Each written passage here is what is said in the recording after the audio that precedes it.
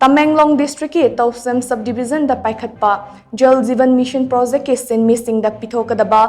PIGADABA PITHOKPHAM THOKPA KHUTSHUMAL PITHOKU HAIBA demand दा जल जीवन mission new development bank joint action committee JJM-NDB JEEVAN ना ngasi AYUK PUNG तरुक्तगी मतम कक्तना economic blockade चथगनी हाइना लाउथोक्खिबा अदु मरी लेइनाबा सिंगा हिरम खरादा यानाबा पुरकपदगी मतम खरा हंदोकले हाइना JJM-NDB JEC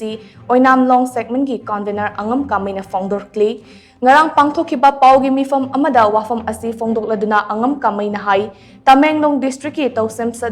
division da paikhatliba jal jeevan mission project ki SHINMEE singda PITHOKPHAM THOKPA KHUTSHUMAL matam chana pithokte haibagi wahauda haukhiba November 3 ki ayuk pung 3 tagi November 9 gi numidang wairam pung 3 fauba TOUSEM sub division na konba mafam singda total ban lauthokhi total ban hek lauthokpaga mari leinaba minister amadi agency na hokhiba December gi tang ani faub gi manungda SHINMEE singi PITHOKPHAM THOKPA KHUTSHUMAL sing soidana pithoklagani haibagi thazaba pirakpadagi total ban gi khongjang adu handokhi adubu mari leinaba minister amadi agency na pirakhiba thazaba adu thabakto onthoroktabadagi JJM-NDB JEC OINAMLONG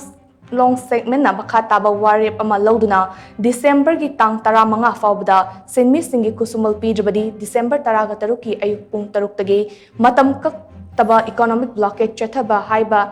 Haina Laothokkhi warip asiga mari leinana ngarang JJM-NDB JEC gi mifam ama famlingaida mari leinaba minister na lakliba December 10 faub gi manungda PITHOKPHAM THOKPA SHINMEE gi kusumal sing soidna pithoklagani haina thazaba pirakpadagi matam KAKTABA economic blockade ki khongjang asi handokhibane karigumba thazaba pirakliba asi thabak oina pangthoraktrabadi hena kanba khongjang changsangani haina mahakna makata na phongdokhe